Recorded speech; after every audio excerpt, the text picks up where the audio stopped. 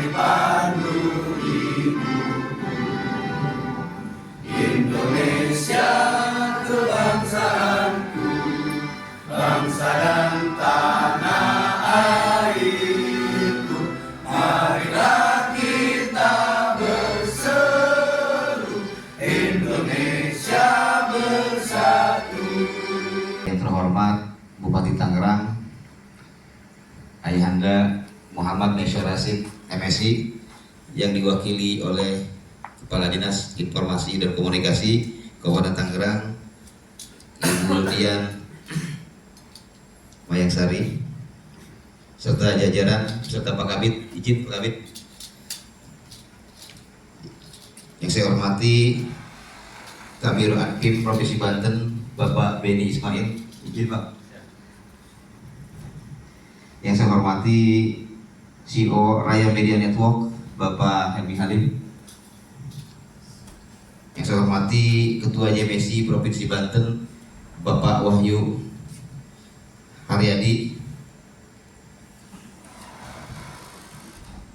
Yang saya hormati rekan-rekan jurnalis, akademisi, pemerhati media, serta para undangan yang berbahagia. Arus digitalisasi media dihadapkan pada dilema antara kecepatan dan kedalaman, antara viralitas dan validitas, antara idealisme jurnalistik dan realitas komersial. Melalui forum ini, kita berharap dapat merumuskan prinsip-prinsip langkah strategis yang tidak hanya menjaga independensi pers, tapi juga memastikan keberlanjutan industri media di Banten. Kita ingin membangun ekosistem yang memungkinkan media tumbuh sebagai instansi yang kredibel, berintegritas, dan memberi kontribusi nyata bagi kemajuan daerah dan perubahan informasi. Kami ucapkan terima kasih dan apresiasi setinggi-tingginya kepada seluruh pihak yang telah menjadi mitra kolaborasi yang strategis dalam penyelenggaraan kegiatan ini. Semoga kegiatan ini menjadi titik awal penguatan sinergi antara insan media sekaligus kontribusi konkret bagi penguatan demokrasi dan kualitas literasi publik di Provinsi Banten. Kegiatan ini tidak hanya menjadi ajang silaturahmi antar pelaku media, pemerintah dan masyarakat, namun lebih dari itu, kegiatan ini menjadi forum strategis untuk memperkuat sinergi dan kolaborasi dalam membangun media yang profesional, sehat dan bertanggung jawab di era digital saat ini. Hadirin yang saya hormati, sebagaimana kita tahu bersama, media adalah pilar keempat dari demokrasi. Ia menjadi sarana utama dalam menyampaikan informasi, pendidikan publik, kontrol sosial, serta menjadi mitra kritis dalam pembangunan daerah dan nasional. Namun di tengah derasnya arus informasi digital, kita juga menghadapi tantangan yang tidak ringan. Hoaks, diskriminasi, disinformasi, polarisasi opini, hingga praktik-praktik jurnalistik yang belum sepenuhnya menjunjung tinggi kode etik. Pemerintah Kabupaten Tangerang memandang bahwa media adalah mitra utama dalam penyelenggaraan pemerintah dan pembangunan. Tanpa media yang objektif dan kredibel, sulit bagi pemerintah untuk menyampaikan capaian, program maupun arah kebijakan secara tepat kepada masyarakat. Hadirin yang saya hormati, saya ingin menyampaikan komitmen pemerintah Kabupaten Tangerang untuk terus mendorong lahirnya kolaborasi yang erat antara pemerintah daerah dan insan pers. Kami terbuka untuk berdiskusi, membangun dialog, serta menjalin komunikasi yang sehat demi kemajuan bersama. Kami juga terbuka terhadap kritik, masukan, dan kontrol dari media sebagai bentuk kedewasaan berdemokrasi. Kami percaya bahwa kritik yang membangun adalah cermin untuk memperbaiki kualitas pelayanan publik dan kinerja pemerintahan. Dalam konteks inilah pentingnya membangun ekosistem media yang sehat, yang tidak hanya berbicara soal keberlanjutan usaha media secara finansial, namun juga tentang keberlanjutan profesionalisme jurnalis dan etika pemberitaan, pelindungan terhadap jurnalis, hingga literasi digital masyarakat yang harus terus ditingkatkan. Melalui forum ini, saya berharap ada rumusan pemikiran, rekomendasi, dan langkah konkret untuk membangun media yang tidak hanya bertahan di tengah tantangan digital, tapi tapi juga mampu menjadi pelopor transformasi informasi yang mencerdaskan, menyejukkan, dan memberdayakan masyarakat.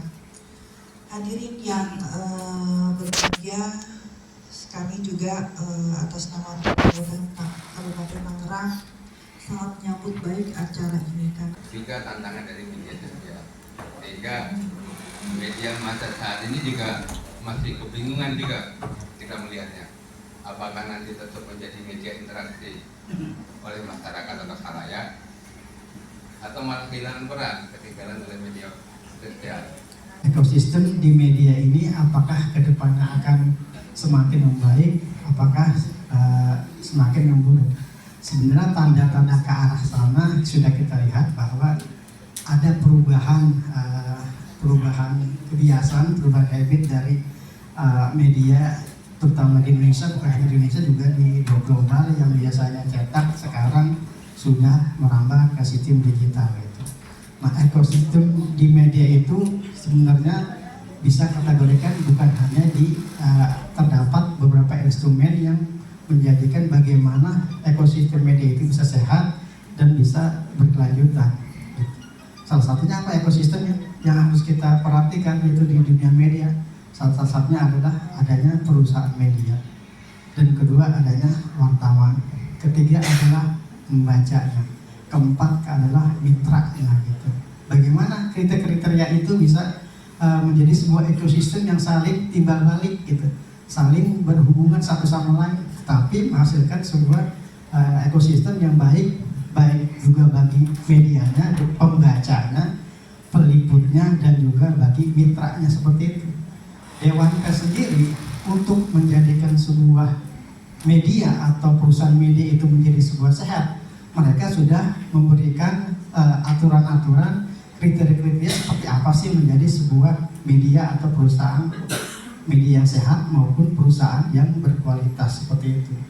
Kalau dilihat dari untuk perusahaan medianya gitu, ada beberapa tahapan-tahapan supaya dibilang perusahaan itu menjadi sebuah perusahaan yang sehat. Seperti salah satunya adalah terverifikasi di Dewan Pers gitu kan. Nah, terverifikasi itu kan ada dua tahap, ada terverifikasi administrasi, ada juga terverifikasi aktual. Bagi perusahaan-perusahaan media harus sebenarnya memenuhi kriteria itu sebelum memenuhi kriteria yang lain untuk menghasilkan sebuah produk-produk yang sehat. Yang kedua adalah terkait si wartawannya. Dan wartawannya itu juga kenapa? Ini bisa menghasilkan produk-produk yang bagus dan berkualitas juga sehat. Mereka juga harus memenuhi kriteria yang sudah ditentukan oleh Dewan Pers. Maka munculnya di situ ada kode etik jurnalistik gitu. Nah, kode etik jurnalistik itu kan sebenarnya kitabnya dari wartawan gitu. Wartawan kalau memberikan sebuah ekosistem media yang baik ya harus mengikuti kode etik jurnalistik itu. Tetapi kadang-kadang mungkin di lapangan ada juga yang tidak mungkin terjepit waktu atau deadline, akhirnya tidak mengikuti itu. Akhirnya jadinya produk-produk yang kurang sehat. Yang kedua adalah ekosistem, ketiga dan tadi media, perusahaan media, kedua wartawan, ketiga adalah mitranya. Mitra itu dalam arti bisa mitra pemerintah, bisa juga swasta gitu. Dan bagaimana menciptakan simbiosis mutualisme antara perusahaan pers, wartawan juga mitra itu memang harus terjadi hubungan yang saling bukan menguntungkan, saling menyehatkan gitu. Ketika ada pemberitaan yang tidak mengenakan bagi sebuah perusahaan atau sebuah pemerintah, itu kan ada namanya jalur klarifikasi seperti itu. Dan klarifikasi itu juga dimaksudkan agar informasi yang tersampaikan ke masyarakat itu benar-benar tersampaikan, tidak hoax dan tidak melenceng gitu. Dan dari sini juga kita bisa pahamin gitu bahwa saya harapkan dari perusahaan media ataupun wartawannya ketika mitra membutuhkan sebuah informasi gitu, misalkan ada informasi yang tidak sesuai dengan yang diharapkan dari sebuah pihak ketiga atau mitra itu memang punya hak jawab itu gitu. Dan hak jawab itu memang diwajibkan, ada aturannya seperti itu. Namun kadang mitra itu kadang-kadang nih ya ada yang misalkan sudah tidak sesuai tupoksinya. fokusnya seperti apa? Misalkan ada wajarlah ketika wartawan menulis sesuatu atau memberitakan sesuatu yang agak sifatnya mengkritik gitu ya. Nanti mudah-mudahan baik swasta maupun pemerintah ya kritik itu asal ditulisnya dengan sesuai dengan fakta gitu ya. Itu memang harusnya jadi sebuah masukan gitu. Tidak menjadi masalah malah menambah misalkan aduh gue tidak suka dengan perusahaan ini, gue tidak suka dengan pemberitaan media tersebut gitu.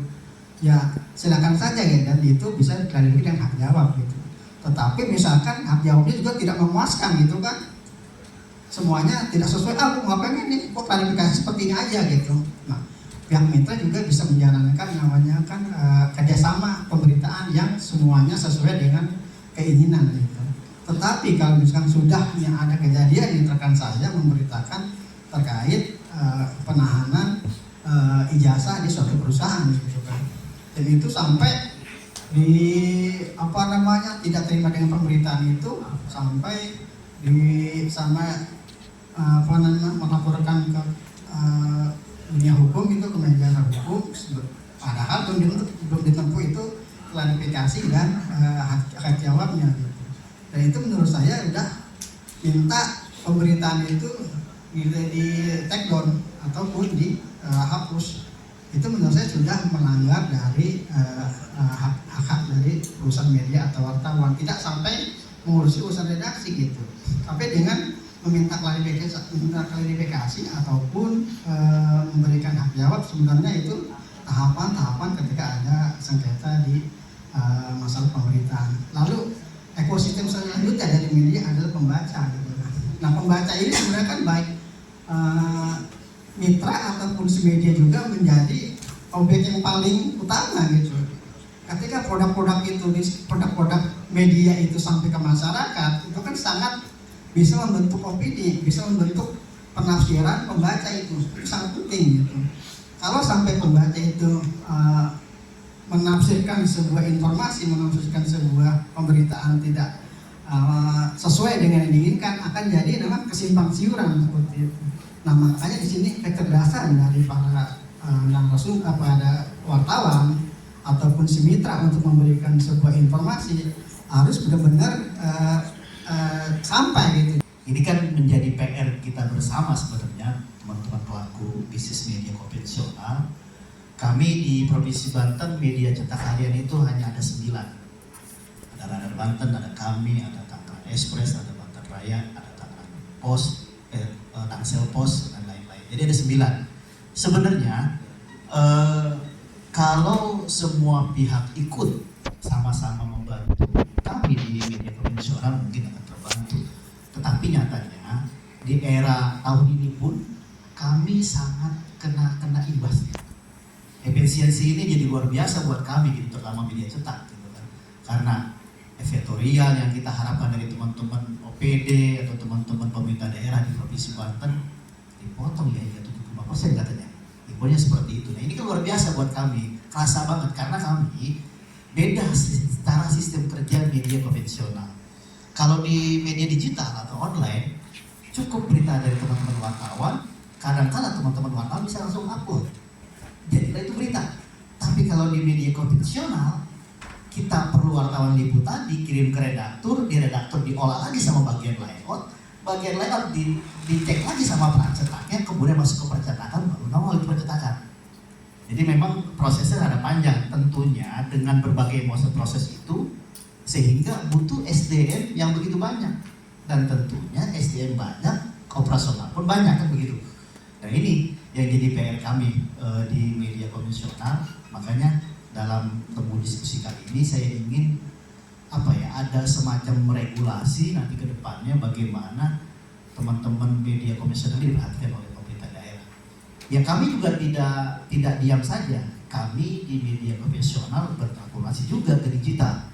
Kami juga menyiapkan media online-nya, karena ya kita harus bersaing juga dengan teman-teman media online. Kalau kita tidak bersaing, ya sehingga media kita tidak dibaca gitu. Makanya kami juga di media konvensionalnya lebih mengutamakan pers yang sehat, pers yang berkualitas. Karena apa? Kalau kami tidak bisa dihapus ketika dicetak. Akhirnya ketika tidak dihapus, kami bisa dilaporkan ke Dewan Pers. Ini kan jadi bahaya buat kita bersama. Jadi kalau online, tadi kata Pak Wahyu, bisa di take down ya Pak Wahyu. Nah, jadi kan gampang, misalnya narasumbernya protes, minta di take down, ya di take down kan, tidak langsung berlanjut ke Dewan Pers atau pelaporan. Kalau kami sudah dicetak, mau digimanain? Ya kan, mau dibakar kan bikin juga, tapi tetap aja informasi itu sudah dibaca sama orang, atau sudah ada yang mengkliping mungkin.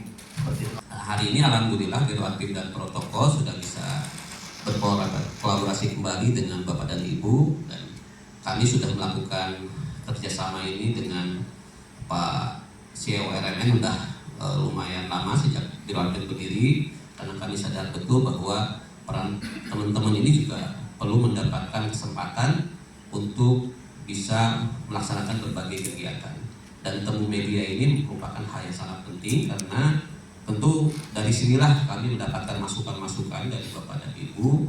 Juga kami juga memberikan informasi-informasi yang kira-kira ini bisa dipublikasikan, bisa didiseminasi kepada masyarakat secara luas, sehingga masyarakat betul-betul mengetahui apa yang sudah dilakukan oleh Provinsi Banten dan apa yang akan dilakukan oleh Provinsi Banten ke depan. Nah, fungsi strategis dari Biro Admin dan Protokol ini yang tentu pertama kita mempunyai fungsi penjelasan diseminasi informasi pimpinan, yaitu menyebarluaskan kebijakan, program dan kinerja pemerintah Provinsi Banten melalui berbagai kanal media. Nah, kemudian yang berikutnya ada tentu kemitraan media yang hari ini juga merupakan bagian dari kemitraan media, menjalin hubungan kerjasama dengan media lokal dan nasional serta secara proporsional, adil dan transparan. Kemudian di kami juga ada melaksanakan fungsi-fungsi manajemen keprotokolan, bahwa kami juga menjamin kelancaran agenda keprotokolan yang melibatkan teman-teman media, termasuk peliputan kegiatan pimpinan daerah. Nah, berikutnya tentu adalah penguatan kapasitas media, memfasilitasi berbagai hal, diskusi dan forum media untuk meningkatkan profesionalisme dan etika jurnalisme. Nah, yang terakhir, peranan fungsi Biro Admin ini adalah menyediakan data resmi dan narasi yang dapat digunakan media untuk peliputan yang akurat dan konstruktif. Kemudian Bapak dan Ibu, berdasarkan fungsi ini tentu kita ingin mewujudkan komunikasi pimpinan yang transparan, akuntabel, dan membangun kepercayaan masyarakat, sehingga kita upayakan terus menjalin berbagai kegiatan kerjasama dengan teman-teman, walaupun mungkin sifatnya masih kita belum terlalu banyak kegiatan yang karena fungsi-fungsi Biro Admin ini ada fungsi yang melekat di kegiatan pimpinan, ada fungsi juga perencanaan, evaluasi, pelaporan dan kepegawaian sekretariat daerah gitu. Jadi kami memetakan prioritas-prioritas yang harus dilakukan. Nah, hal ini tentu menjadi bagian dari apa yang menjadi tupoksi kami. Kemudian mendorong kemitraan strategis antara pemerintah daerah dan media. Nah, berikutnya tentu mendukung profesionalisme dan keberlangsungan media lokal dengan melakukan berbagai aktivitas yang bekerjasama dengan teman-teman. Nah, berikutnya Bapak dan Ibu, yang sudah dilakukan tentu ada beberapa hal. Yang pertama, kita melakukan forum-forum dialog seperti ini. Ini menjadi wadah komunikasi dua arah antara pemerintah dan insan pers, kemudian juga membangun kesepahaman dan sinergi dalam penyampaian informasi publik. Nah, kemudian berikutnya juga terkait dengan penyiapan media center Pemprov Banten. Nah, kami juga menyediakan informasi, siaran pers, dan dokumentasi resmi untuk mendukung kerja jurnalistik yang berkualitas. Kami juga berkoordinasi dengan beberapa OPD. Kami siapkan sekretariat biasanya digunakan oleh teman-teman untuk berkumpul dan berhimpun untuk melaksanakan kerja-kerja jurnalistik. Kami siapkan di Plaza Aspirasi sebagai bagian dari penyediaan fasilitas dari pemerintah daerah untuk mempermudah teman-teman bisa bekerja. Kemudian berikutnya tentu kita harapkan ada kolaborasi dengan Dewan Pers, dengan Kominfo dan organisasi jurnalis untuk pelatihan etik jurnalistik, dan yang terakhir tentu pemberdayaan media lokal. Ini yang ingin mendorong penggunaan media lokal dalam diseminasi informasi pemerintah, memberikan ruang pertumbuhan media berbasis komunitas secara profesional. Dan mudah-mudahan dalam perubahan-perubahan tahapan perubahan anggaran pada saat ini, Pak Henar, tentu kebijakan-kebijakan terkait dengan kerjasama media ini menjadi prioritas juga, dan kita nanti berharap mudah-mudahan ada perubahan yang dilakukan oleh OPD-OPD yang bersentuhan dengan teman-teman media. Saya selalu mengutip riset dari Hotsweet. Ini pun terkait dengan bukan hanya media sosial tapi termasuk aspek bisnis, dan ini riset sedunia, Pak. Saya hanya mengambil yang Indonesia. Jumlah populasi itu 285 juta. Pengguna mobile seluler 356 juta. Artinya melebihi dari jumlah penduduk. Dan yang menggunakan media, menggunakan internet itu 212 juta. Bapak Ibu bisa bayangkan, ini potensi enggak? 212 juta sebagai pengguna internet. Dan yang keempat, pengguna media sosial 143 juta. Setengahnya dari jumlah penduduk Indonesia. Ini meningkat dari tahun 2024 2,9% atau meningkat 4 juta pengguna media sosial. Saya meyakini Bapak dan Ibu yang hadir di ruangan ini, siapa yang tidak punya akun media sosial? Semua pasti punya akun media sosial, lepas pasif atau aktif. Next. Nah, ini gambaran pengguna media sosial. Ini per Februari 2025. 143 juta itu adalah jumlah pengguna media sosial yang teridentifikasi. Kemudian rata-rata penggunaan media sosial dalam satu hari itu 3 jam 8 menit. Pengguna terbanyak itu adalah dari kaum pria. Yang hadir di sini juga kebanyakan kaum pria. Nah, jadi kebanyakan pengguna media sosial. Wow, next. Oke. Alasan menggunakan media sosial tetap berinteraksi dengan keluarga dan teman, kemudian feeling spend time itu iseng isi waktu, kemudian mencari inspirasi untuk melakukan kerjaan, kemudian what being talk about, jadi isu apa yang sedang ramai. Ini ada persentasenya. Terakhir, Nah, ini media platform media sosial yang banyak digunakan. Pertama WhatsApp, yang kedua Instagram, ketiga Facebook, keempat TikTok, Telegram, dan seterusnya. Dan satu lagi nih, nah ini yang favorit, platform media sosial favorit, ini WhatsApp, TikTok, Instagram, Facebook. Dari data ini Bapak dan Ibu, tanpa bermaksud mohon izin menyampaikan media konvensional, ini satu tantangan, satu peluang, sekali satu tantangan. Kenapa dikatakan sebagai sebuah peluang? Ini untuk menyampaikan informasi kepada masyarakat. Tapi kenapa tantangan? Sekarang siapapun itu bisa mengakses, siapapun bisa memberikan respon. Saya pengguna pasif 2 akun medsos. Pengguna pasif ya Pak, bukan aktif, pasif. Tapi yang saya lihat apa? Komentarnya bukadis. Saya sering mencermati komentar-komentar netizen. Ketika ada satu peristiwa, segala macam bahasa itu muncul, Pak.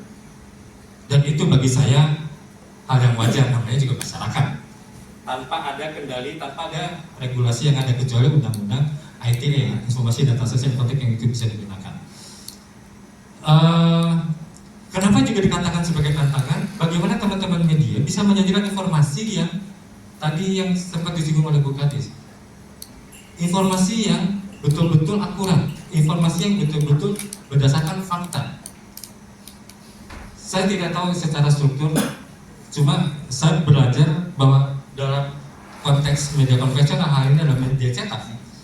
Yang saya pahami itu ada dua tubuh di satu perusahaan. Satu perusahaan, perusahaan dari mulai direktur segala macam sampai direktur marketing. Satu adalah redaksi. Nah, apakah mohon izin dijadikan media cyber juga ada struktur seperti itu misalnya, sehingga kemudian masing-masing punya peran. Nah, di mana peran pemerintah dalam hal ini bukan menuju ke Pak Bironya ya, tapi anggap mewakili pemerintah memfasilitasi tadi bagaimana kemudian saya Pak Ketua Panitia tadi menyinggung bagaimana kemudian media itu menjadi sehat. Sehatnya media itu bukan hanya diukur dalam tanda kutip pendanaan, tetapi juga dari produk yang dikeluarkan. Nah, bagaimana kemudian caranya tadi Pak Biro sudah menyinggung kerjasama dengan Dewan Pers juga harus melakukan kegiatan pelatihan Pak misalnya jurnalis, sehingga teman-teman wartawan juga tidak bisa lepas dari kaidah-kaidah yang berlaku. Masyarakat apa yang harus dilakukan Pak? Yang harus diedukasi, ada literasi media. Ini yang menjadi tantangan. Pertanyaan saya adalah siapa yang punya kewajiban melakukan pembelajaran terhadap masyarakat literasi media itu? Kenapa literasi media itu dibutuhkan? Masyarakat kemudian bisa memilih mana informasi yang sehat, mana yang informasi yang tidak sehat, sehingga kemudian meminimalisir polarisasi opini tadi yang Ibu Kadi sampaikan.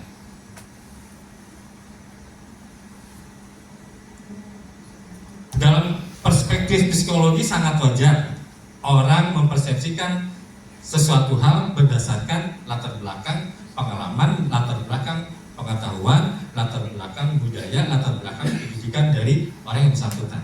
Itu namanya persepsi lah. Tapi kemudian bagaimana kemudian ketika kita mencoba mengubah persepsi itu ke hal yang relatif lebih baik, perlu dilakukan literasi media. Bahasan ada dilarang berlangganan koran, kemudian juga hal-hal yang lain seperti kehilangan barang dan sebagainya. Ini sekarang mungkin sudah tidak menjadi pembiasaan atau menjadi ketentuan bahwa itu harus diiklankan dahulu ya. Begitu mungkin bahasanya ya. Bapak dan Ibu memang dalam penyusunan perencanaan kegiatan tentu dalam setiap perangkat daerah juga akan melihat dari berbagai prioritas gitu ya, berbagai prioritas. Dan untuk di Provinsi Banten setahu saya sampai hari ini kita tidak pernah ada yang namanya melarang untuk berhenti berlangganan ya, atau publikasi terhadap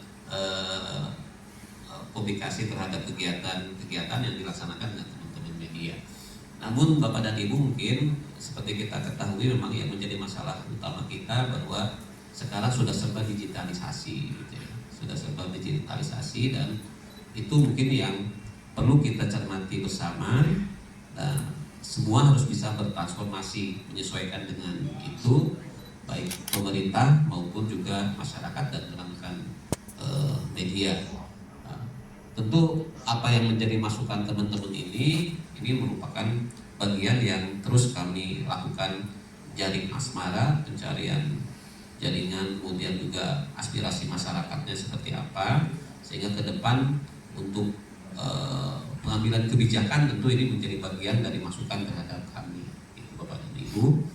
Nah kemudian terkait dengan ini juga saya yakin teman-teman di kabupaten kota mungkin sama ya, Bu Dian juga, bahwa kita itu tidak pernah ada bahasa larangan terhadap itu Bapak dan Ibu, sehingga peran-peran itu mungkin nanti hal-hal yang bersifat prioritas belanja-belanja itu tentu akan disesuaikan dengan kemampuan anggaran di masing-masing. Nah sehingga tentu hal-hal yang lain kerjasamanya yang ini mungkin harus dilakukan transformasi itu, perubahan-perubahan. 1, 2, 3